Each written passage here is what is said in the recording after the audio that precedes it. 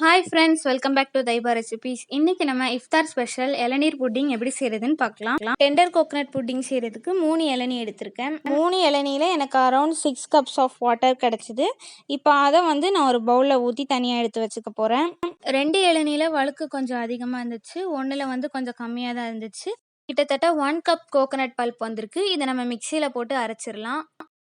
திக்காக இருக்கிற கோகனட் பல்ப்பில் இருந்து கொஞ்சமாக எடுத்து அதை குட்டி குட்டி பீசஸாக கட் பண்ணிவிட்டு நம்ம எதில் புட்டிங் சர்வ் பண்ண போகிறோமோ அந்த பாத்திரத்தில் போட்டு வச்சுக்கோங்க. டெண்டர் கோகனட் வாட்டர் ஊற்றி அரைச்சி வச்சுருங்க.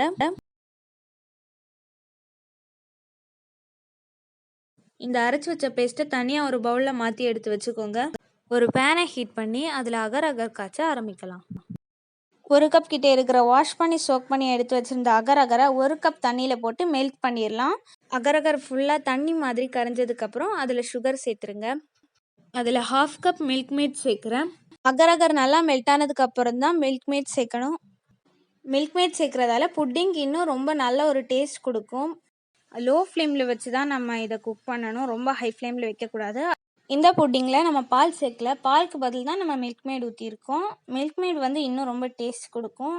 இந்த சேனலை இப்போ தான் ஃபர்ஸ்ட் டைம் பார்க்குறீங்கன்னா ஒரு லைக் போட்டுட்டு சப்ஸ்கிரைப் பண்ணிவிடுங்க. மில்க் மேட் புட்டிங்க்கு ரிச் டேஸ்ட் கொடுக்கும். நீங்கள் 1 கப் மில்க் மேட் சேர்க்குறீங்கன்னா இதில் சுகர் ஆட் பண்ண தேவையில்லை.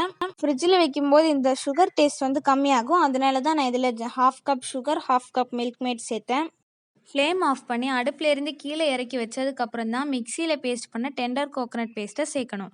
மில்க் மேட் ரொம்ப கொதிக்கணும் தேவையில்லை, அது ஜஸ்ட் மெல்ட் ஆனால் போதும். இந்த டெண்டர் கோகனட் பேஸ்ட் 1 கப் கிட்ட வந்துச்சு. இதை நம்ம பாலில் ஊற்றிடலாம். இது ஏன் நம்ம அடுப்பு ஆஃப் பண்ணதுக்கப்புறம் ஊற்றுறோன்னா அப்போ தான் அதோட டேஸ்ட் அப்படியே இருக்கும். இந்த புட்டிங்கோட டெக்ஸ்டர் எப்படி இருக்குன்னா சாஃப்டாக க்ரீமியாக, வாயில் விட்டால் கரைஞ்சி போகிற மாதிரி டேஸ்டியாக இருக்கும். சாப்பிட்டிங்கன்னா சாப்பிட்டுக்கிட்டே இருப்பீங்க, அந்த அளவுக்கு டேஸ்ட்டாக இருக்கும். கண்டிப்பாக இந்த புட்டிங் ஒரு தடவையாச்சும் ட்ரை பண்ணி பாருங்கள். ஆறுனதுக்கப்புறம் கண்டெய்னரில் ஊற்றி 3 to 4 ஹவர்ஸ் ஃப்ரிட்ஜில் வச்சு எடுத்துட்டிங்கன்னா ஈஸி அண்ட் டேஸ்டியான சில்லுன்னு இருக்கிற டெண்டர் கோகனட் புட்டிங் ரெடி ஆயிரும். உங்களுக்கு இந்த வீடியோ பிடிச்சிருந்தா லைக் பண்ணுங்கள், ஷேர் பண்ணுங்கள், சப்ஸ்கிரைப் பண்ணுங்கள். இந்த வீடியோ பார்த்ததுக்கு ரொம்ப நன்றி.